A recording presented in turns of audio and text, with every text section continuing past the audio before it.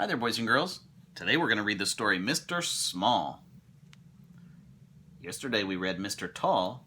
Now it's Mr. Small's turn by Roger Hargreaves. Mr. Small was very small. Probably the smallest person you've ever seen in your whole life. Or perhaps the smallest person you've never seen in your whole life. Because he was so small, you probably wouldn't see him anyway. Mr. Small was about as big as a pin, which isn't very big at all. So perhaps we should say Mr. Small was as small as a pin. This is a sewing pin, like a sewing needle, not a pin for writing. Mr. Small lived in a small cottage underneath a daisy at the bottom of Mr. Robinson's garden. It was a very small cottage. Although very tiny, it suited Mr. Small very well. He liked living there.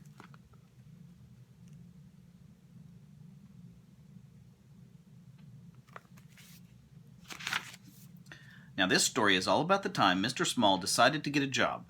The trouble was, what sort of job could Mr. Small do? After all, there aren't that many small jobs. Mr. Small had thought about it for a long time, but hadn't had any ideas. Not one. He was thinking about it right now, while he was having dinner. He was having half a pea, 1 crumb, and a drop of lemonade to drink. Half of a green pea, 1 crumb, and a drop of lemonade. That's not very much, is it? Mr. Small thought and thought while he was eating his dinner, but it was no use. Thinking about it had made him thirsty, so he had another drop of lemonade. I know, he thought to himself. After dinner, I'll go see Mr. Robinson and ask his advice. So after dinner he left his house and walked to Mr. Robinson's house at the top of the garden. It was quite a long walk for somebody as small as Mr. Small, and halfway there he had to stop for a rest. He sat on a pebble, feeling quite out of breath.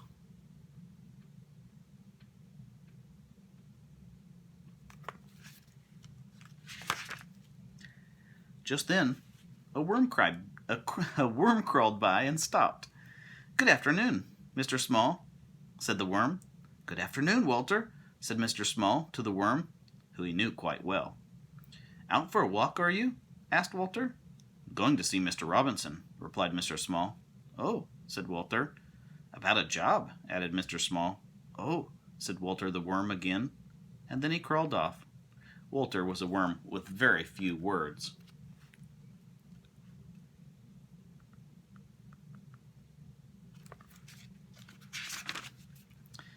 After he'd rested for a while, Mr. Small took off again and walked all the rest of the way to Mr. Robinson's house, without stopping once. When he got there, he climbed up the steps to Mr. Robinson's back door. He knocked at the door, but nobody heard him. He knocked again at the door. No one heard him. The trouble was, you see, that if you were as small as Mr. Small, you don't have a very loud knock.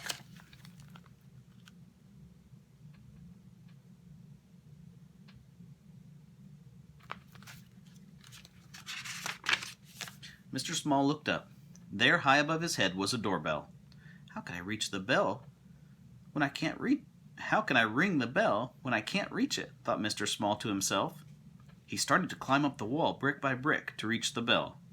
He climbed up 4 bricks when he made the mistake of looking down. "Oh dear," he said, and fell. Bang! "Ouch," said Mr. Small, rubbing his head.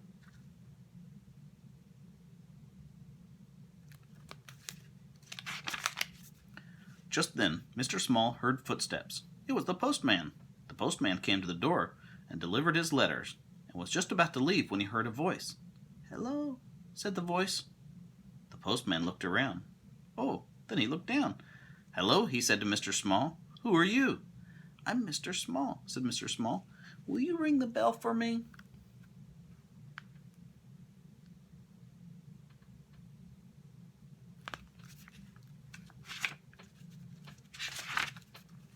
"Of course I will," replied the postman, in answer to Mr. Small's question, and reaching out, he pressed the bell with his finger.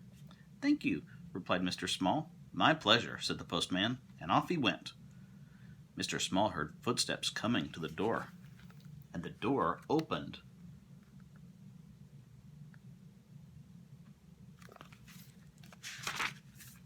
Mr. Robinson opened the door and looked out.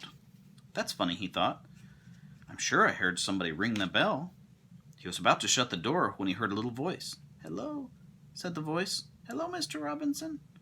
Mr. Robinson looked down and down. Why, hello there, he said. What are you doing here?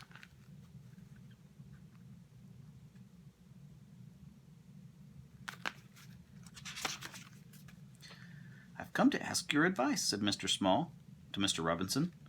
Well, said Mr. Robinson, you'd better come in and have a talk.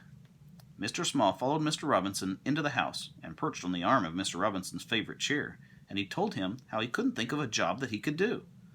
Mr. Robinson sipped a cup of tea and listened.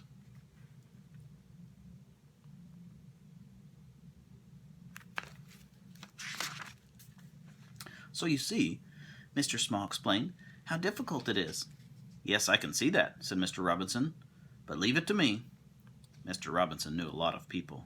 Mr. Robinson knew somebody who worked in a restaurant and arranged for Mr. Small to work there, putting mustard in mustard jars. But Mr. Small kept falling into the jars and getting covered with mustard, so he had to leave that job. Mustard in mustard jars? Mr. Robinson knew somebody who worked in a candy store and arranged for Mr. Small to work there too, selling candy. But Mr. Small kept falling into the candy jars, so he left that job. Mr. Small knew somebody who worked in a place where they made matches and arranged for Mr. Small to work there, packing matches into boxes. But Mr. Small kept getting shut in the boxes with the matches, so he left that job. There he is, falling in the candy jar.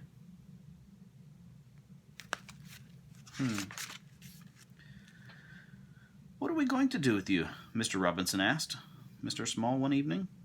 Don't know, said Mr. Small in a small voice. I've got one more idea, said Mr. Robinson. I know someone who writes children's books. Perhaps you could work for him.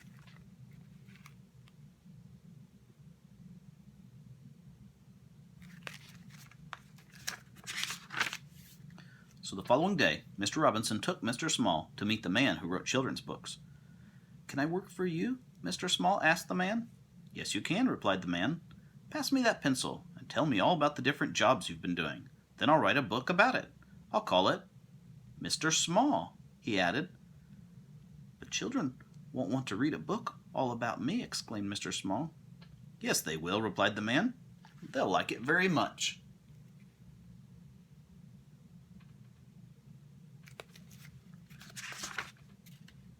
And you did, didn't you? Did you like the story of Mr. Small? Mr. Small found a job helping a man write children's books. And this is the story. I wonder what book we'll read tomorrow. Tune in tomorrow to find out. We'll see you later. Bye-bye.